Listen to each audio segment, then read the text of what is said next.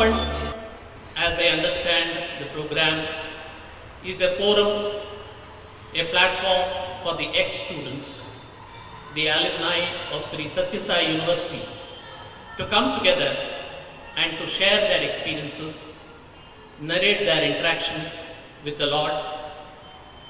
The exercise becomes verily a process of reliving the experiences and generates divine joy for the listeners. It also helps us to imbibe certain lessons from those experiences, lessons which will help us in our attempts to transform ourselves into better human beings and in the onward and forward journey towards realization of the Absolute. I am glad to tell you I have a number of such experiences with the Divine Master. Some of them are of a personal nature and cannot be and need not be narrated because they are case specific or individual related. Some of them are, however, of a generalized nature which will have a bearing, a meaning to each and every one of us, and on hearing which definitely we will feel that we should get transformed in our human lives. And I thought I will narrate these experiences not in a random or haphazard manner, but in an organized, structured, connected, sequential manner, so that a comprehensive picture, a divine story as it is, emerges at the end and serves as a strong take-home message for each one of us, over which we can always ponder over or reflect upon at any time in the future. Anyway, friends, human birth and human life are said to be very rare. It is said that it is very difficult to get a human birth. It is not an incidental phenomenon or an accidental event, but that which has a very sublime and lofty purpose. But that we are so fortunate to get a human birth, it did not really dawn in me till Bhagwan forcefully brought it out in an interview. During the course of the interview, he suddenly asked me, which is the greatest aspect of your life you think you are most fortunate? Obviously, I said, Swami, knowing you, seeing you, talking to you, getting an interview from you. Swami dismissed all this as secondary and said, the greatest fortune is that you are born as a human being. Jantu naam narajanma durlabha. And he said, it is only through this medium, through this human body, that the truth can be realized and that you can reach the Absolute. But even after knowing this, we do not realize its value or importance, and that perhaps includes me. We do not know the depths of this realization that to get human birth is very, very difficult, and we go after transient, trivial and ephemeral things. And as we all know, we take our lives for granted. We enter into a conditioned or a programmed thinking that I am so and so, born to Mr. So and so, I am a native of this town, this village or this city. As a child, my duty is to go to a school, pass an exam, then get into a college, take a degree, enter into a job, marry, procreate children, discharge the so-called responsibilities and duties.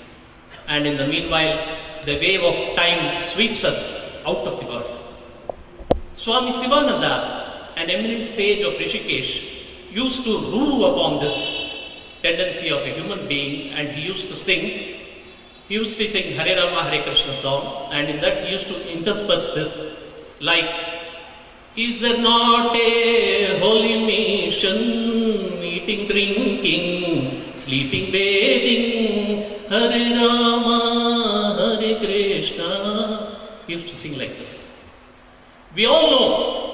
greatest twin truths of life are transience and impermanence on the one hand, and uncertainty of things and events on the other. Second, what is going to happen? But still, we run behind things that are temporary, transient, and ephemeral. This tendency of the human mind to go after temporary things was beautifully portrayed by Bhagavan in an interview. We were sitting with Swami. Swami was looking at us. Suddenly he circled his hands twice and materialized a beautiful golden ring. And it looked as though he was showing it to us. And suddenly he threw the ring to one side. And all of us looked at the ring. And instantly Swami said, Ide tappu meerandaru chestunnaru in Telugu. This is the mistake which you are all doing. The Creator is sitting in front of you, but you forgot the Creator, and now you are focused on the creation. On another occasion, Swami told us an incident which made us laugh heartily, but he brought us to the baseline and asked us to ponder over its importance and significance. It all happened like this. A group of 25 youngsters, we had gone to Puttaparthi on a 3-day visit. On the first day itself, Bhagavan came near us, and one of our members went up on his knees and pleaded to Swami, Swami, Mato Matladandi, please give us an interview. Swami said, Chustanu. Chustanu means I'll see. Normally, whenever those days Bhagavan used to say this, he used to grant an interview. But the next 3 days, Swami did not come even near us. The third day evening, we all youngsters met together and we decided we shall extend our stay by one more day and try out our luck. And the next morning when we went and sat, Swami indeed called us. The moment we went and sat, Swami said, Papa, mimmalni 3 రోజులు కూర్చోబెట్టాను. I'm sorry I made you all sit for 3 days. What to do? This Mr. Deve Gowda had come, you had all seen. Mr. Deve Gowda at that time had relinquished the post of Prime Ministership. Swami said, ఈ దేవేగౌడ ప్రధానమంత్రి లాగా ఉండేటప్పుడు ప్రతిరోజు నాకు phone చేసేవాడు, స్వామి నా పదవి డేంజర్లో ఉంది. This Mr. Devegowda, when he was the Prime Minister, every day he used to phone me and say, Swami, my position is in danger. I am at the risk of losing my Prime Ministership. Swami said, I don't pick up the phone, you know. I used to tell my assistant boy, tell Mr. Devegowda not to worry. But when this went on happening repetitively, Swami told us, he told his assistant boy, tell Mr. Devegowda, ఈ prime ministership పదవి పోతే పోని, నువ్వు X-prime minister అయిపోతావు. X-prime minister అనేది permanent post, ఈ prime minister అనేది temporary post కదా. He told him, it seems, don't worry Mr. Devegowda, even if you lose the post, you will become the ex-prime minister of this country. For eternity in the annals of Indian history, you will be called the ex-prime minister of India. This is only a temporary post. And when we all broke into laughter, Swami raised his hands like this and said, you should also not hanker. You should also not run after things which are transient and ephemeral. Aspire for that which is permanent and eternal. And what is this permanent and eternal? He quickly revealed after a few days only, when I had been to Puttaparthi. I was sitting in the darshan lais in the front row. Swami came near me and asked me, Sat ante emiti? I was perplexed. Such a philosophical question, that too Swami asking in Sai Kulanthal in front of everybody. But still, instantly I gathered my courage and remembering the Shanti mantra, Asatoma Sadgamaya, from untruth to truth. I said, Swami, Sat ante truth. Swami said, truth ante adoka meaning. Yes, that is one meaning. But there is no absoluteness in truth. In truth you can have untruth also. How can it be an absolute meaning? And then he said, Sat ante being, God. Being lo non-being undadu kada. In being there is no non-being. God is. He is permanent. You should always aspire for him only. On another occasion, Swami narrated a beautiful story. I think some of you may be aware of this. There was an exhibition, a mela, going on in a particular town. A number of people were going to the exhibition. In that exhibition, there was a young couple with a young child. The child was about 5 or 6 years. The child was very cute and smart. The king of that land had also come to the exhibition on that day, perhaps on an inspection duty. He saw the couple and the child. He was very much pleased with the child, and he told the parents, let the child pick up any item. I will arrange the payment for it. And he obviously went back. In the night after retiring to his palace, he asked his ministers what all items the child had picked up so that I can arrange payment for it. But the ministers told with a little fear, no, the child did not take any item. The king was a little perplexed. He was a little furious also. He called for the parents and the child, and then he asked the child himself directly, why did you not take any item in the exhibition? The child did not give any reply. The king repeated the question twice. The child would not answer. Then the king got impatient. Swami told us and loudly told, what at all do you want? What do you want? Then now the child opened its mouth and showed its finger at the king and said, I want you. Then the king asked, why do you want me? Because if I get you, I'll get everything else. Then Swami told us, similarly, if you get God, the kingdom of God shall be added to you. Why do you run after transient and ephemeral things? So the conviction that God is the only ideal worth pursuing in this life became a little stronger in my mind. But along with that arose a number of questions and doubts. Because some people say self-realization, God realization, moksha, atma sakshatkara, what is all this? I was confused. And the compassionate master again gave me a beautiful opportunity, and really he threw some light on it. It all happened like this. The old students of Swami, as you all know, arrange a special program on New Year Eve in Puttaparthi. A couple of days before the program, they conduct medical camps in the neighboring villages. And I used to participate there as a doctor. And after the camp, we doctors were made to sit in a separate enclosure. Swami once came near us and started asking a series of questions. He first asked, Enta mandi patientలను చూశారు? How many patients did you see? Some number was told. Enta mandi patientలను treat చేశారు? See his way of asking. Seeing is one thing, he means treating is another thing. Then he asked, Enta mandi unnaru? How many of you are there? Then when they told some number, Swami said, Ledu. Normally, whenever Swami asks, how many of you are there, it is a signal that he would give an interview. But he was disappointed. He said, Kadu, paramedical kuda kurchunnaru. There are also paramedics sitting in this. It is not that Swami is against paramedics. He is a very strict disciplinarian. If you say your group is a doctor's group, only doctors should sit. Or otherwise, you should say, Swami, doctors and paramedics we are sitting. Swami would accept that. It is your choice. But you have to stick to what you say. Then, gathering a little courage, I went up on my knees to cover up the situation. I said, Swami, Vaidya Seva ayin tarvata, after the medical camp, Samskrutika Karikramalu chesamu. We conducted some cultural programs. Swami asked, Em chesaru? Then I said, Swami, Arogyanni etla kaapadukovalo mem doctorlu maatladam. We doctors spoke on health and hygiene, how to protect one's health, prevent diseases. Chala santosham. He said, I'm very happy. Inkem chesaru? What else did you do? Then we told Swami, Tagudu meeda oka drama vesam. O anna nee kaal mukta tagake. We enacted a drama on alcoholism. My dear brother, please don't drink, please don't take alcohol. I would even go to the extent of catching hold of your feet. Then Swami asked me, a drama lo nuem act chesavu. What did you act in that drama? I indeed had a small role in it. Then I said, Swami, doctor ga. Then Swami asked, doctor gana? Nuve doctor kada? Malli etla acting veelaitundi? You are yourself a doctor. You are saying you have acted as a doctor. How is it possible? All the others laughed.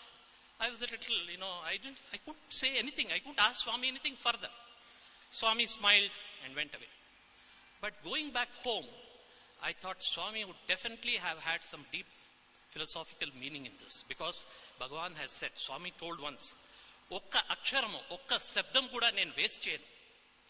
Even a single word he will not waste. Only if it has some purpose, some meaning, some relevance, he will use that word. So I was praying deeply to Swami, Swami, please clarify this. There is some deep meaning you wanted to convey to me, but you didn't do perhaps because others are around. And indeed, I got another opportunity.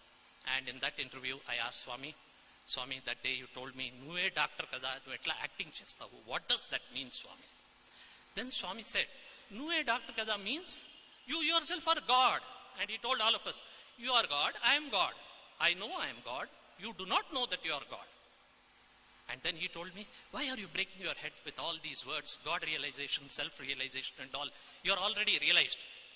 And then he said, how all of you should lead your lives means, you should lead your life as though you are acting on the stage. As if the way an actor does acting on the stage, even though he may be a thief, he knows he is a thief, but still he does it perfectly. You should lead your lives in that way. But then he said, Kani meeku koncham kastamo. It is a little difficult. Why? He said, because you have to play multiple roles. You know, and then he says, "A kalamlo N.T. Ramarao, you know, the famous actor of yesteryears, he used to play double acting, triple acting. He used to be the police chief, he used to be the thief, everything he was." So Swami said, "Meer kuda papam, multiple roles play cheyali." And he looked at me and said, "You are a son to your parents, you are a husband to your wife, you are a father to a child, you are a brother to your brothers, you are a worker in your working place, you are a neighbor in your neighborhood. So many roles you have to play. But you have to play perfectly." And that is realization. It looked as though he had made it very simple, that we are already realized. But then at the end of the day, we all know that we are the same fools, having the same limitations, same problems. Life is so hard. The next minute your child says, "I want this, I don't want that," and you are in a fix. Then I thought, now again we should not leave it. Having, you know, the continuity, I should again ask Swami what he meant by that. Or rather, you have set out the ideology, Swami, but now you should tell me the methodology. You have spoken the ideology, but not the methodology. So luckily I got an opportunity, but this time Swami was more sort of, you know, clever or intelligent. He said, "Chudu, Swamini anni adaguddu. You should not go on asking Swami everything. I have given you 3 senses." And what are those senses? Do you know, he told? Common sense at the mind level, intelligence at the intellect level, conscience at the soul level. These 3 senses you should use for different situations. A particular situation, common sense would be enough. For a particular situation, when you are, for example, the head of an organization, you need to use your intelligence. And once there is a question of morality involved, use your conscience. So Swami said, don't ask Swami everything. Swami will tell you only broad hints. So what I did, I started praying earnestly, very fervently to the indweller, to the truth within, the Bhagwan within, and the answer came as a 3-fold one. And these 3 answers were the 4-fold values as enunciated in our scriptures: Kama, Artha, Dharma, Moksha, in order to play our roles perfectly. Secondly, the 4 stages of life. As you all know, Brahmacharya Ashrama, Grihastha Ashrama, Vanaprastha Ashrama, Sannyasa Ashrama. And the 4 yogas: Karma Yoga, Jnana Yoga, Bhakti Yoga, Raj Yoga. When we take the 4 values, Kama, desire, it means Indian philosophy, my dear students, is not a dry philosophy. It is not an out-of-the-world philosophy. It is not that it rejects the world. It says you can have desires. There is nothing wrong. Artha, yes, you can have also the desire to earn money. But 2 things it cautions us. Firstly, these 2 things should be guided by dharma or righteousness. That is, dharma should be the denominator. And also, the desire should be relevant to the stage of life in which you are positioned.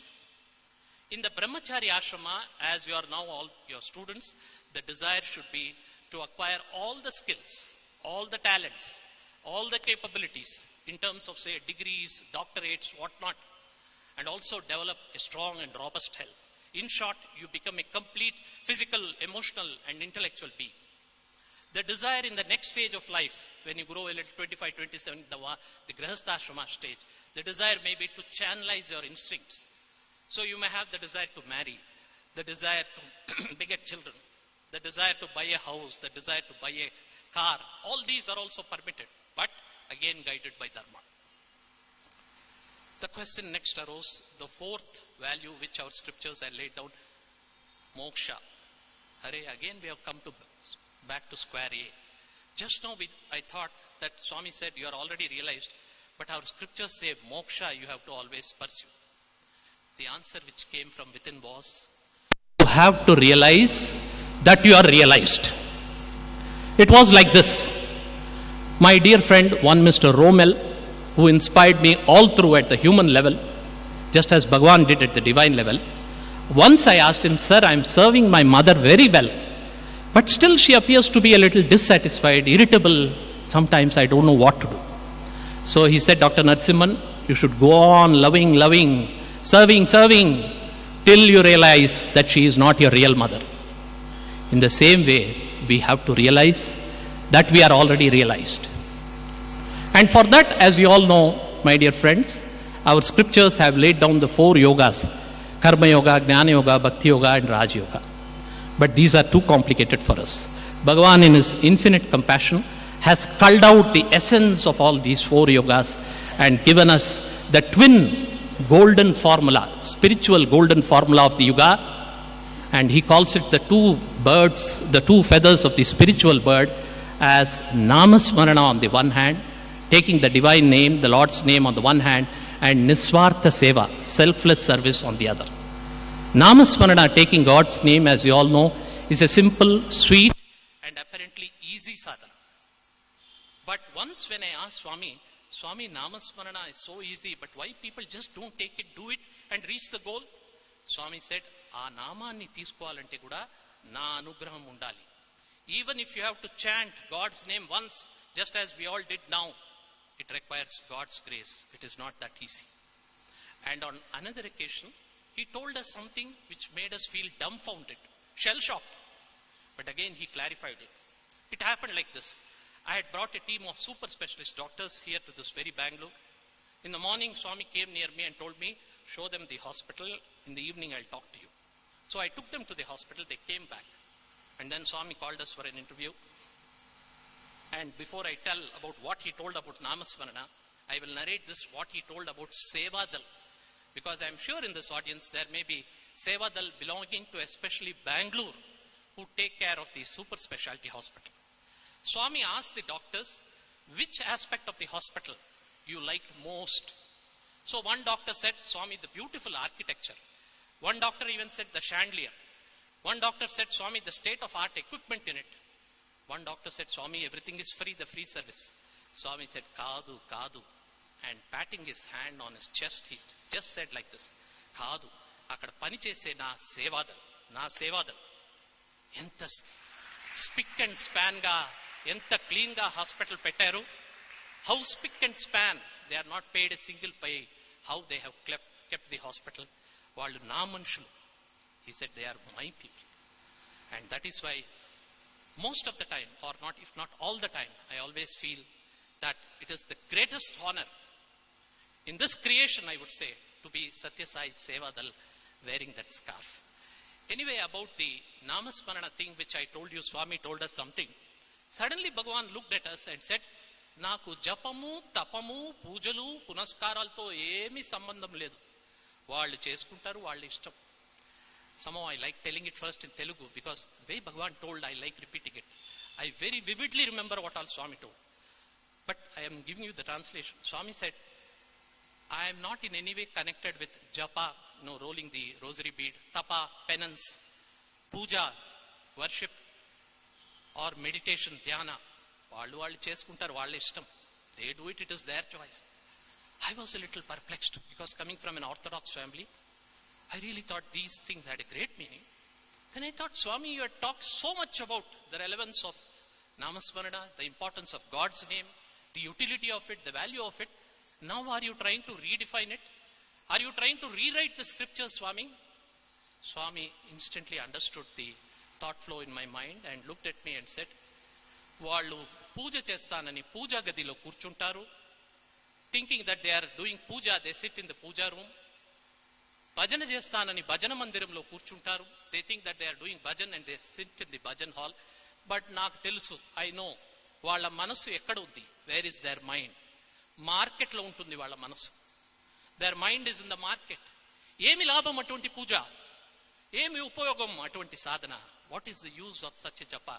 What is the use of such a sadhana? So I understood immediately, Swami did not mean that the sadhana of Namasmarana itself is weak. No.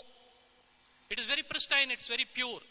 But because of Kali Prabhav, the influence of the age, our minds are always restless and we do not have the necessary vairagya, dispassion, viveka, discrimination or buddhi, the sharp intellect to take Namasmarana as the solo sadhana, as written originally in the Kali Yuga.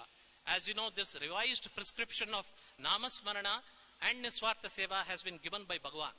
But actually in Kali Yuga, the sadhana prescribed is Namasmarana.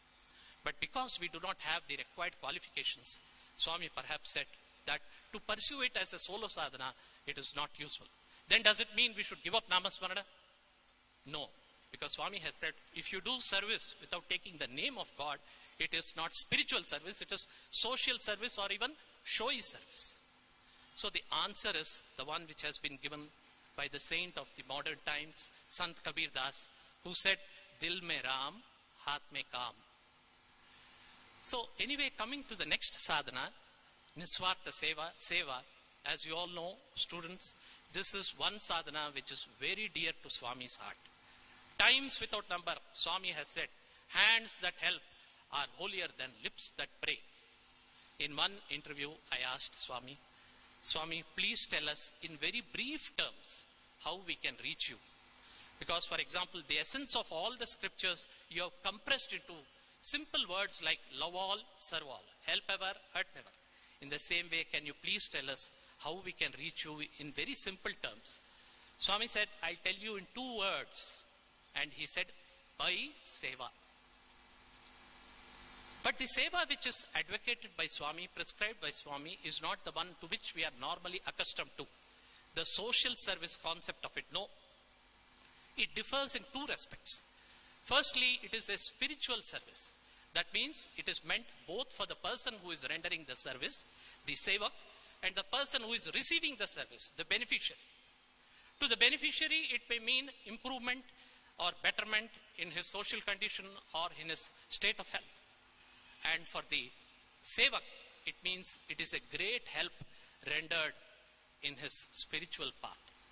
Because Swami says, the greatest and the best tool to erode or efface or eradicate the aham, ego factor, is seva. As you all know, dear friends, something has happened by quirk of fate or we don't know the reasons. We are not supposed to ask it also. It's a little philosophical issue. The universal consciousness has become confined into our bodies as individualized consciousness. And we feel I am Narasimhan, he is Santosh, he is Niranjan, etc. And this is said to be the root cause of all pain, sorrow and suffering. Because the individualized consciousness has got cut off from the totality of reality and it suffers. Just as if an organ in the body or a system, like say the kidney thinks that it is different from the entire organ system and feels it is separate, obviously it would suffer. It would not get the blood supply from the heart, it would not get oxygen from the lungs, it would suffer. And Swami says, Seva does this unique help by opening your heart, by expanding your consciousness, by helping you to integrate your individualized consciousness with the universal consciousness. That is how Seva helps you.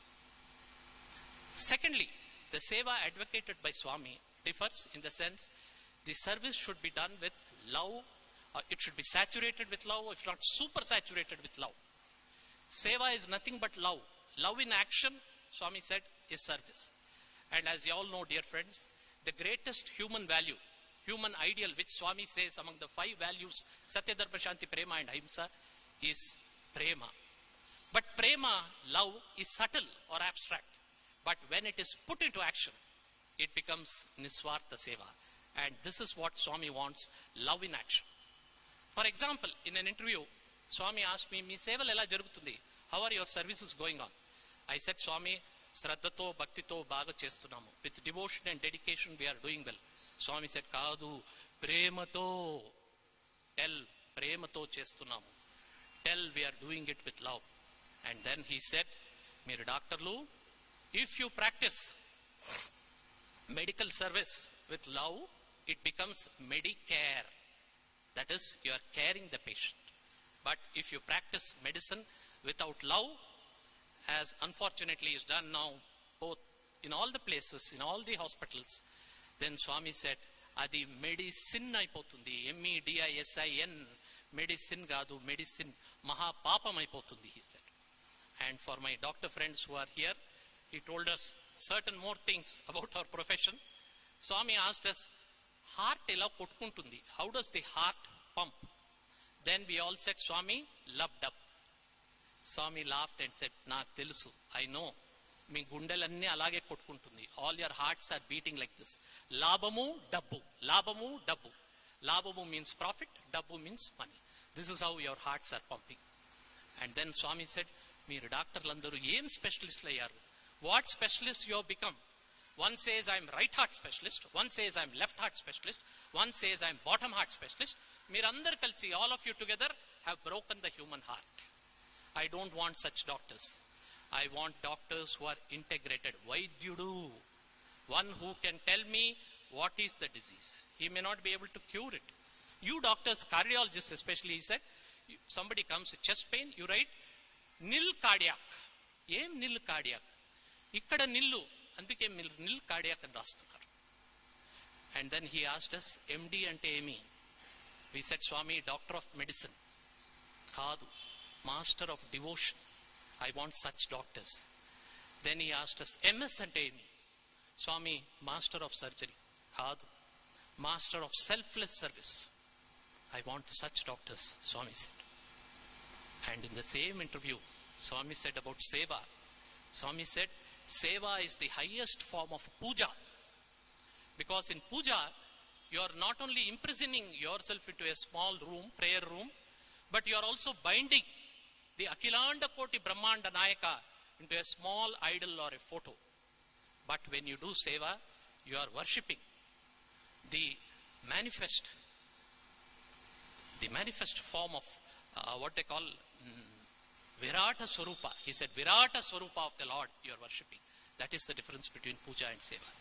And once when I was thinking, reading Swami's book on seva, there's a special book, my dear students, on seva. There's also a book called Grama Seva is Rama Seva.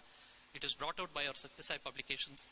I would really request, even plead with you students, to kindly take a copy of these two books and read, because you are now in Brahmacharya Ashrama, the youth. These are the relevant books for you. High philosophy is not required. Philosophy should come from here, Swami used to say. And then, anyway, when I was looking at Swami's book, I also felt seva, because the previous day, one doctor had asked me, Doctor, always you are running after patients, seva and all. You don't do any meditation. I felt, yes, I am correct. I should do some meditation also. The reply came when I was reading that book. Seva is also perhaps the highest form of meditation.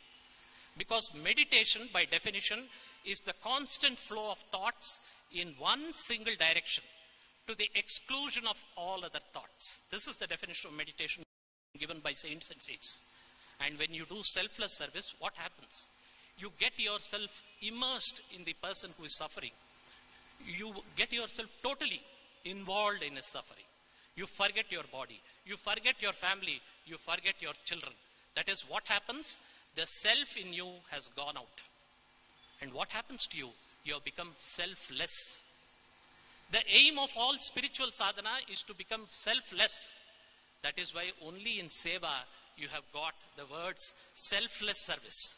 You don't have selfless puja or selfless dhyana or selfless bhajana. Only in seva you have the words selfless service. Anyway, in order to do seva in the way Bhagavan wants us to do, as I mentioned, how it differs from the social service concept of it, Swami expects us to have some qualifications, some prerequisites. Like, for example, if you want to get into a course, you need to have some qualifications. And what were these qualifications? Based on my interaction with the Lord, I'll tell you. The first thing which Swami was also particular, which many of you may not be aware, was arogya. Fundamental to progress in the spiritual path or even the material path is the presence of a strong and robust health. And unfortunately, most of us, even doctors, do not realize its value till we have lost it. Adi Shankaracharya, the greatest exponent of Vedantic philosophy, for whom the world did not exist. He said the world is a creation of the mind, it is all Maya. When he was asked, which is the greatest asset for man in his spiritual journey, he did not say Vairagya, Viveka, Buddhi and all these. He said Arogya. The World Health Organization has defined health as a state of complete physical, mental, social, and now they've added spiritual well-being. A state of complete all these well-being. But the best definition on health was given by our own master. And many of our doctors also do not know it. I have told our mobile hospital doctors. What happened was, in one interview, I told Swami, health education, we are doing very well, Swami. As I was about to continue, Swami said, Mundu health ante emi? How do you define health? Then when I tried to tell about this World Health Organization definition, Swami said, Parvaleda bagane undi, it's okay, but I'll tell you.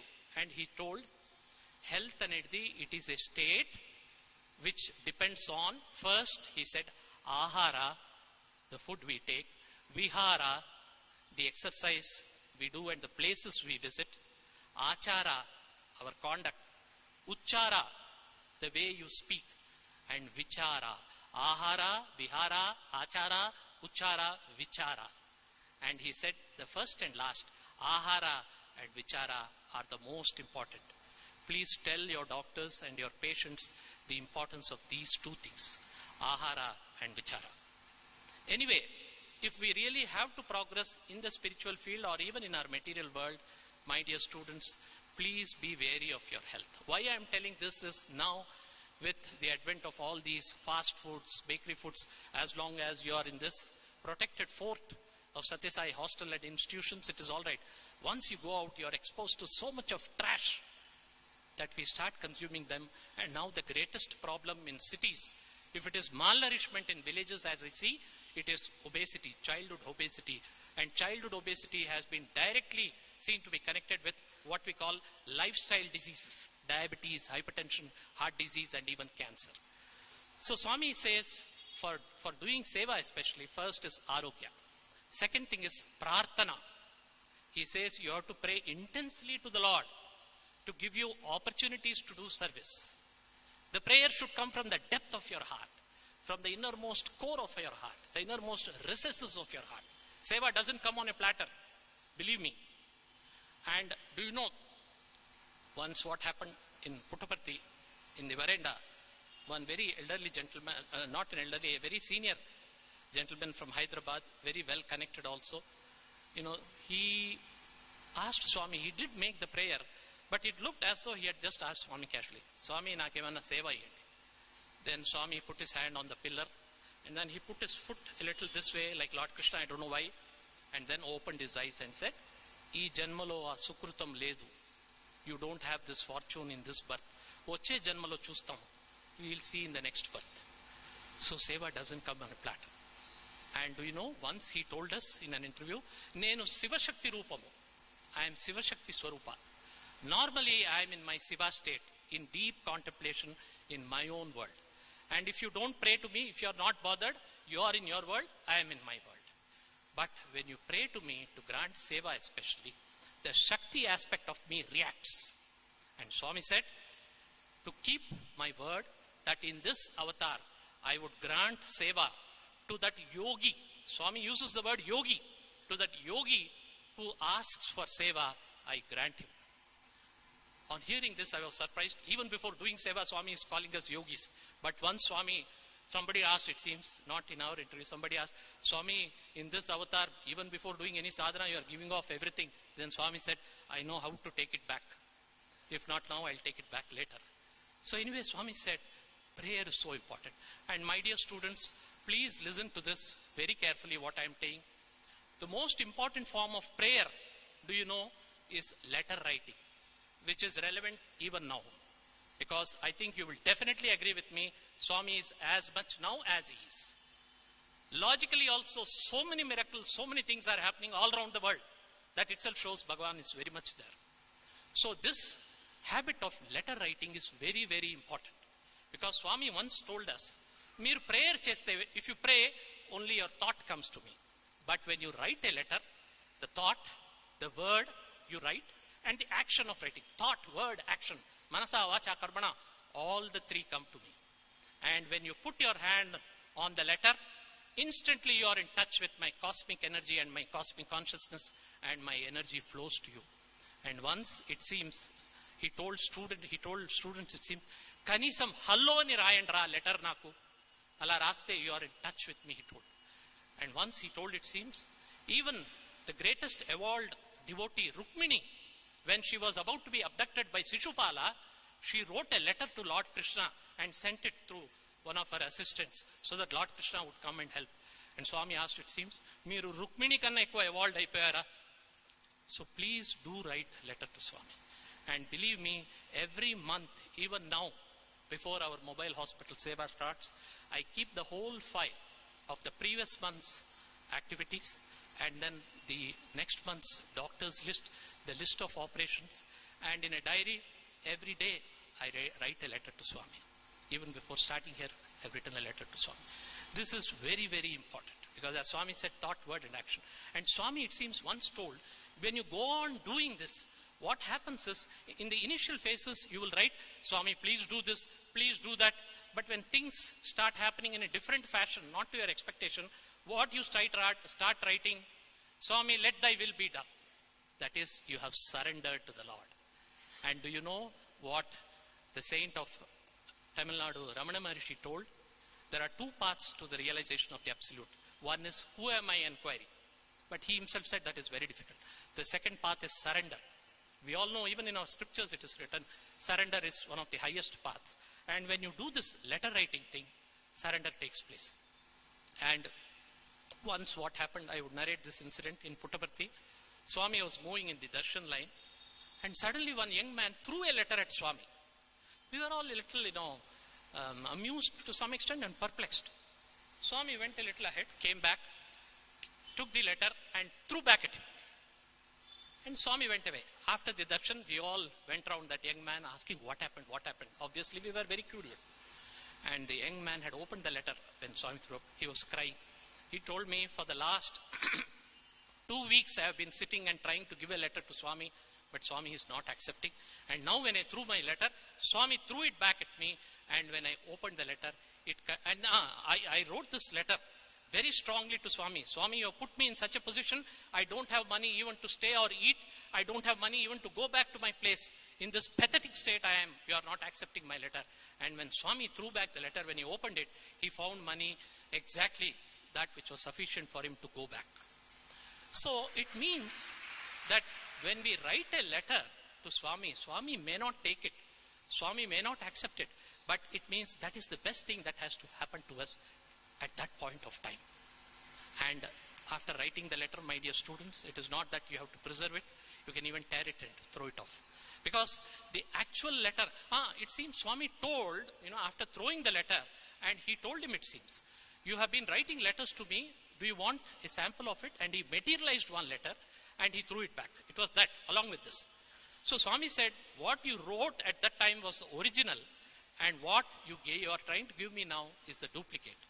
So always remember that even if Swami doesn't accept the letter, or now if Bhagavan is not there physically, somebody is not taking the letter, or the letter is not vanishing from our prayer room, don't get disappointed.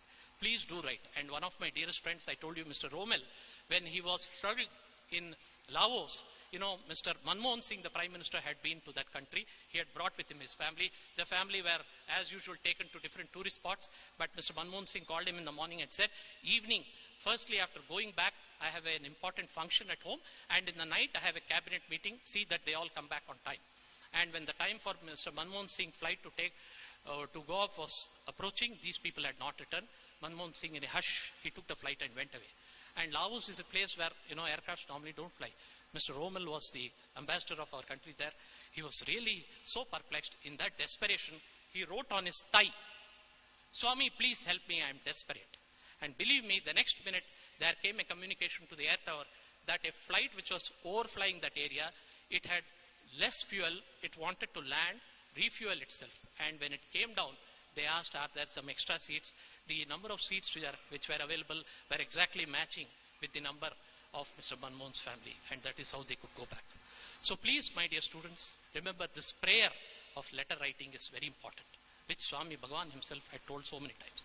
The third requirement which Swami feels is very important for us to do seva is tapana, yearning. The yearning should be there from us.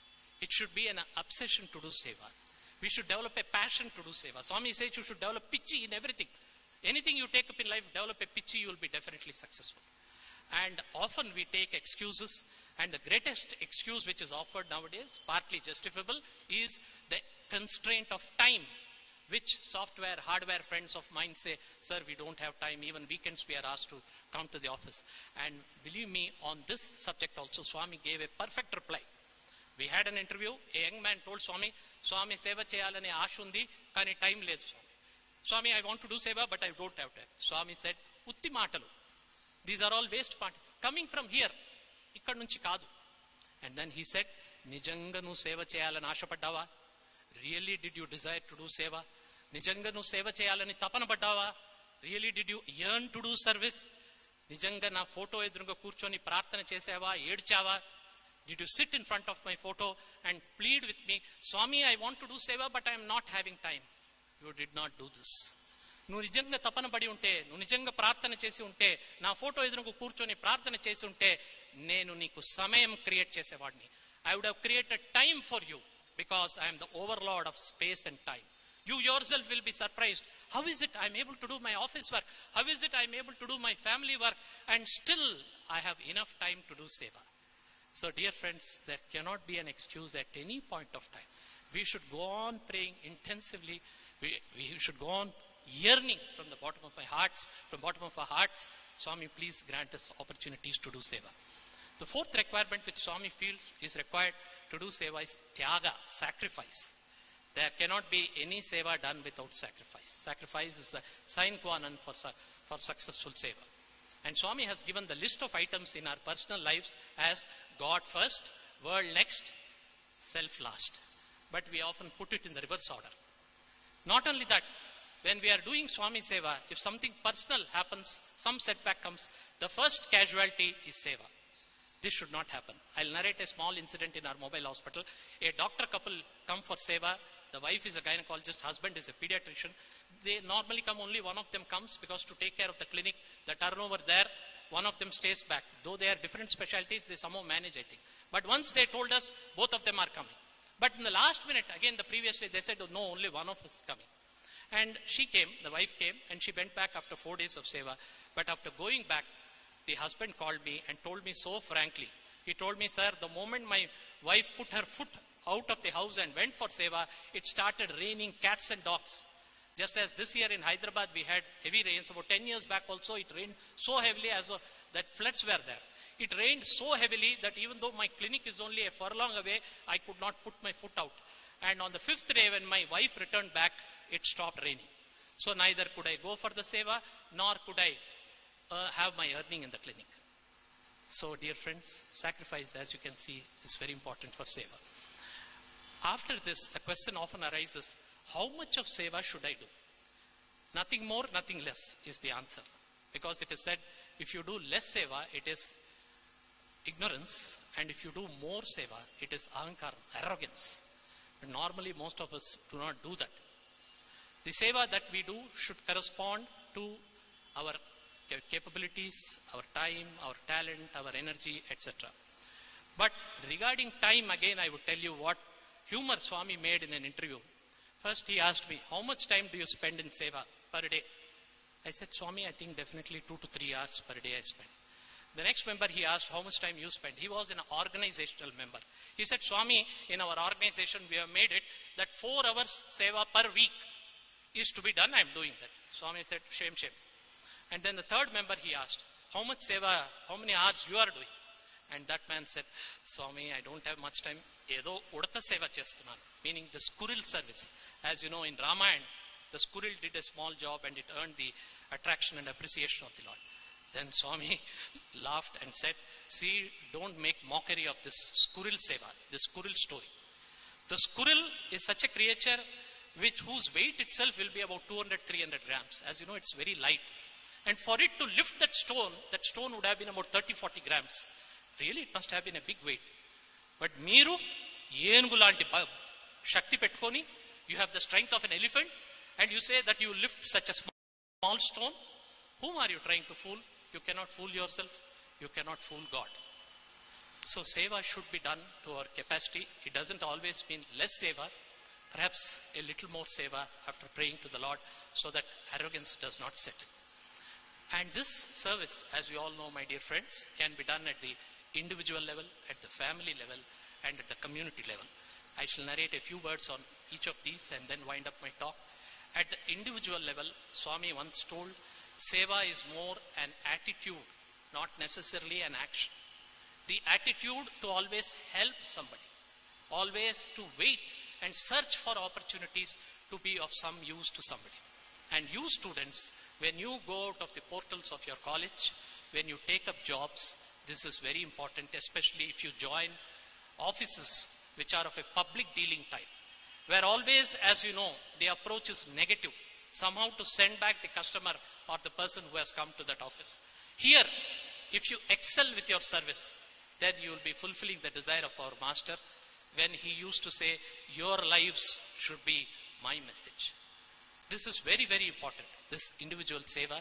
And it is here, and Swami once told us, whenever you go and take up a job, how you should work, he told us.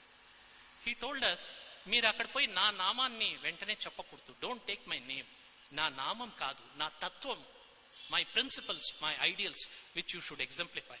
You should work with so much commitment, devotion, dedication, discipline, that at the end of a few months or a year, your boss or your manager or your colleagues will wonder, who is this person who is rendering such a good service? And Swami told in Telugu, I like those words. Evori pillalu inta chakkaga seva chestunaru?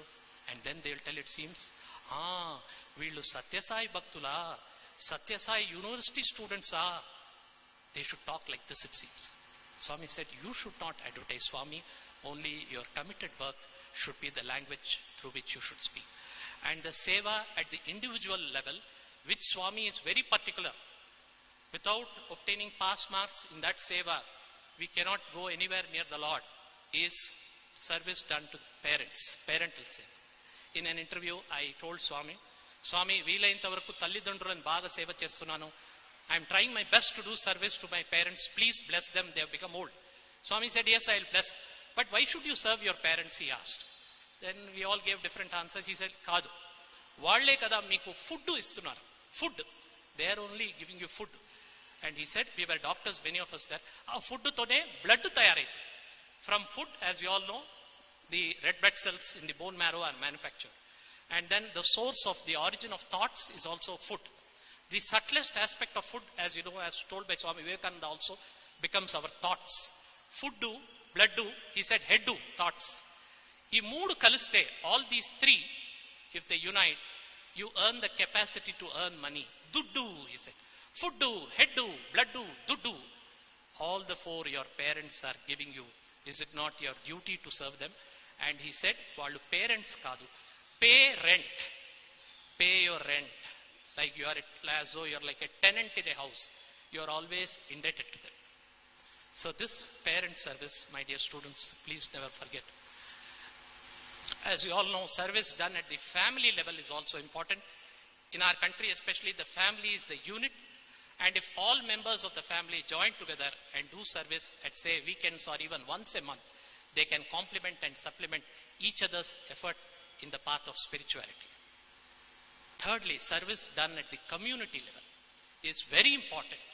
And Swami is very particular about this service. And as you all know, if all of us sit together and take the name of the Lord, as we do in a bhajan, we sing in chorus, the beneficial effects which accrue to each one of us gets multiplied. In the same way, if we all join hands together and do service at the community level, it is far more infinitely useful for us in our spiritual evolution. And the one seva at the community level, all of you should know, I think you are aware of it, which Swami was very particular, was Grama Seva. Times without number, Swami has said, Grama Seva is Rama Seva. And it is this seva with which I fell in love. I became literally spiritually mad about this seva. Believe me, I would have traveled about 3 lakhs to 4 lakh kilometers in this sadhana, in this yajna of Gram Seva. And the reason for this, I would put it as a threefold one. In brief terms, I shall tell you why it happened to me like that. The first is the divine declaration which our master made about Gram Seva. It all happened like this. From the year 1991, I was associated with the Satyasai Seva organization, Hyderabad, in Begumpet Samiti, in different activities like Bhajan, Nagar Sankirtan, Narayan Seva, medical camps in the city and all.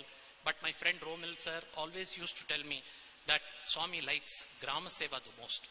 So in the year 1997, we first started doing Grama Seva, rural service, in a village called Dindigal. And a few days after that, somehow I got an opportunity to go to Puttaparthi, taking a group of handicapped children, along with a dental surgeon friend of mine. We all were made to sit in an enclosure. When Swami came near, my friend went up on his knees and said, Swami, Mooga Pillalni Teeskochamu, we have brought handicapped children. Please permit us to have a drama enacted by these handicapped children. Swami did not reply. He went a little ahead. Then he came back. He stood in front of me and then looking at me, he said, Drama kadu, Grama Seva cheyandi. Drama, Grama. I don't want these dramas. Grama Seva cheyandi. And then he made a significant statement. Annitkanna unnatamaina seva. Of all forms of seva, Grama Sevaye, the best form of seva is Grama Seva. He lifted his index finger like this. And then when I told him, Swami, we have just started this seva, and please accept this letter on behalf of all our devotees. Swami took the letter and said, Chala Santoshamu, Baga Cheyi. He showed his Abhayhasti.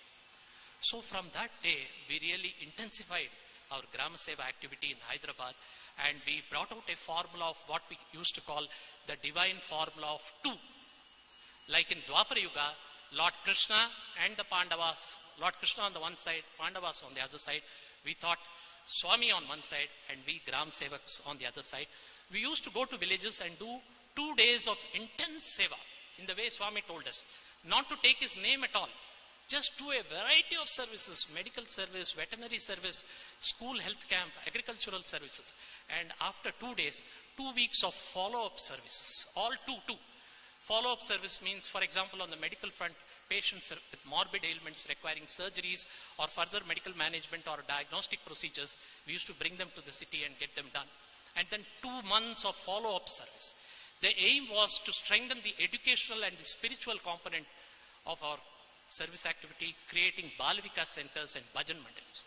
So we were doing like this, and again we got an opportunity for an interview, and in that interview I told Swami, Swami, the joy which I am getting now sitting in front of you, the same joy we get when we go and serve in the villages.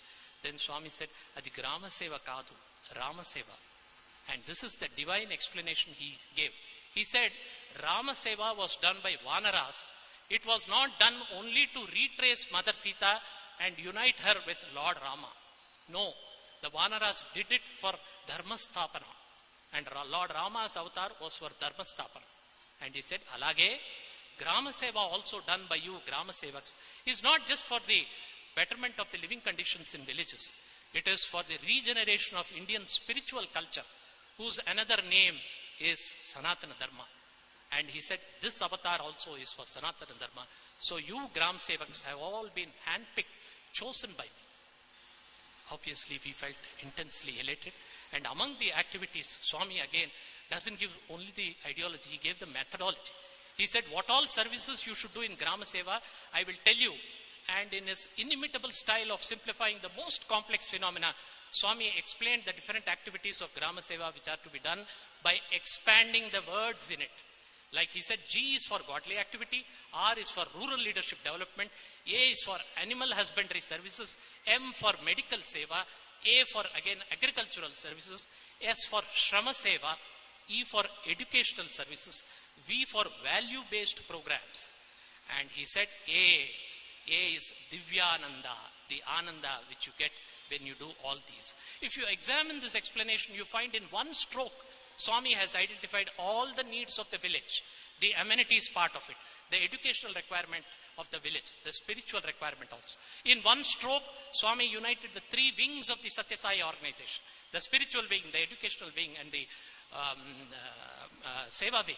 And in one stroke, Swami united the 3 components of the human personality, the Sevak who is doing the Seva, by uniting the emotional part of it in the form of bhajans, the intellectual form, the educational services like Bal Vikas value-based program, and the volitional part of the human personality in the form of service activities.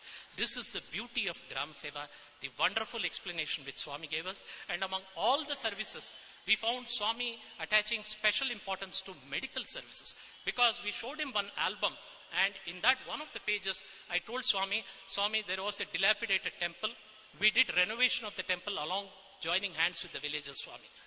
Swami said, "Idu bagane undi. This is good. But nijamaina daiva mandiramu, the real temple of the Lord is sharirame. This human body is the real temple of the Lord. Ee mandiraniki inka ekko sevelu cheyandi," which meant do more and more medical services. Anyway, if that was the divine declaration, then the divine explanation, the final thing which Swami gave us, the divine assurance. And that was again in an interview when an youngster asked Swami, "Swami, I have so and so problem. Please help me, Swami." Swami said like this and said, "Grama sevalo palgune prati vyakti yoka pedda pedda avasaralu kaadu. Those who participate in Grama Seva or any rural based service, not the big requirements. Chinna chinna kuda nen chuskuntanu. He said, even the smallest of requirements, I will take care. Mokshan kosam mirem prayatnam chesedaniki avasaram ledu. You need not strive for salvation as a separate goal. Do Grama Seva, that itself will confer moksha on you." I am telling this forcefully, my dear students, because even now 70% of our population lives in villages. And because I told you my whole life has been in villages, even now the conditions there in most of the villages in our country is still pathetic. You have children whose hands look like thin sticks. And do you know, in one village health education program, I tell the villagers about this, the pathetic nutritional status of this, and to make it a little humorous, I prepare a child before only. I tell the child, I'll do like this, and you should act as though you are going to fall. But in one health education program, when I did like this, the child literally fell down. He thought the acting should be that you should fall down. I was scared whether he has injured himself, but anyway, he didn't get injured. But this is the sad state of affairs which is prevalent. Even now, for example, the mobile hospital operates in Rayalaseema area in Andhra Pradesh.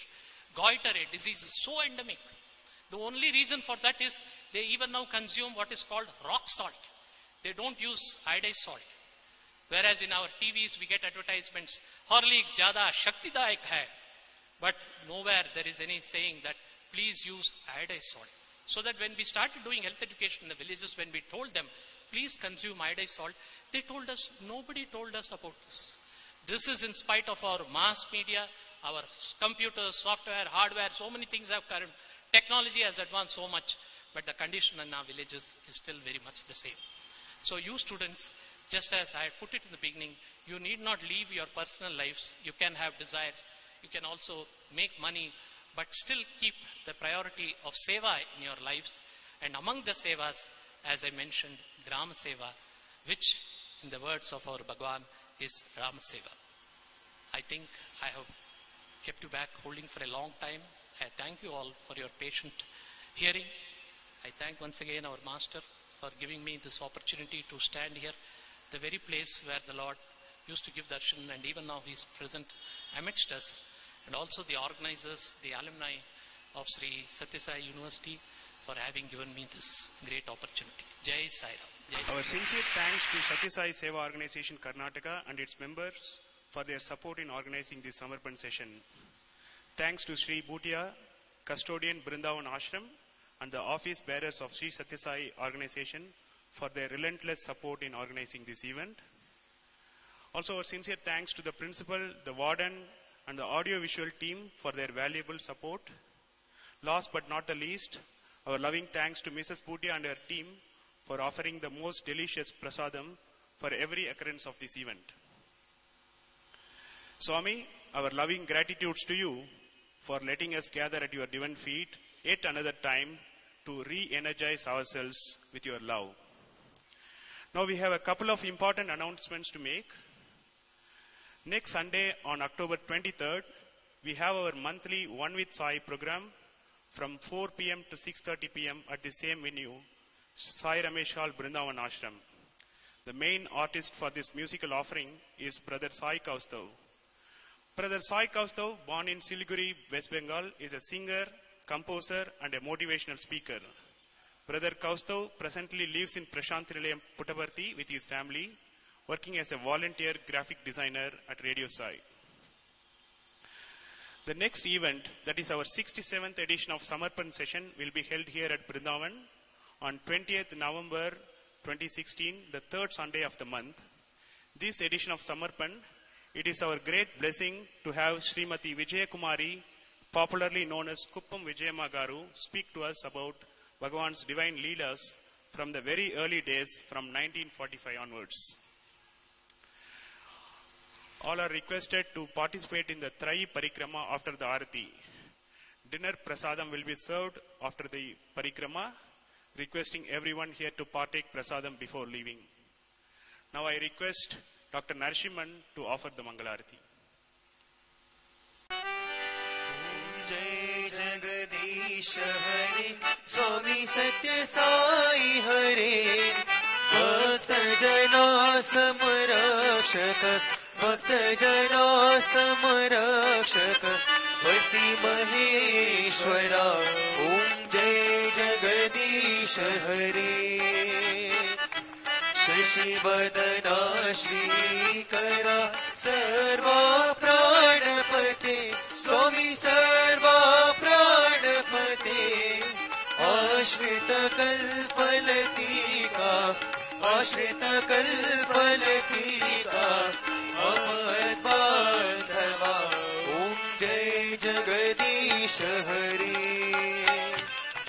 मात पिता गुरुदेव मरियंतयुनीवे स्वामी मरियंतयुनीवे नाद ब्रह्म जगन्नाथा नाद ब्रह्म जगन्नाथा नागेन्द्राशयना ओम जय जगदीश हरे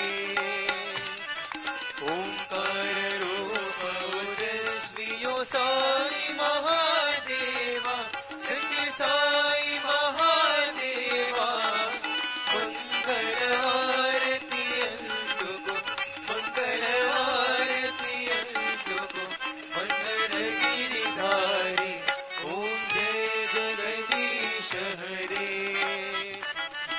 नारायण नारायण ओम सत्य नारायण नारायण नारायण ओम नारायण नारायण ओम सत्य नारायण नारायण ओम सत्य नारायण नारायण ओम जय सद्गुरुदेवा नारायण नारायण ओम सत्य नारायण नारायण नारायण ओम नारायण नारायण ओम सत्य नारायण नारायण ओम सत्य नारायण नारायण ओम जय सद्गुरुदेवा नारायण नारायण ओम सत्य नारायण नारायण नारायण ओम नारायण नारायण ओम सत्य नारायण नारायण ओम सत्य नारायण नारायण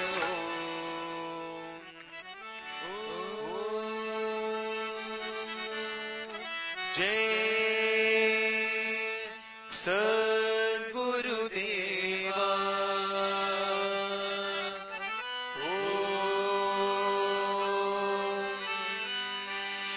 शांति शांति शांति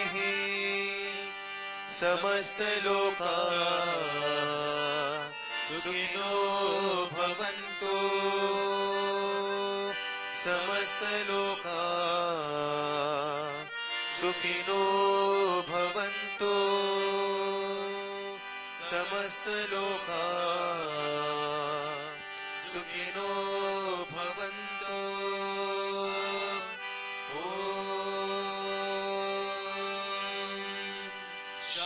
शांति शांति शांति जय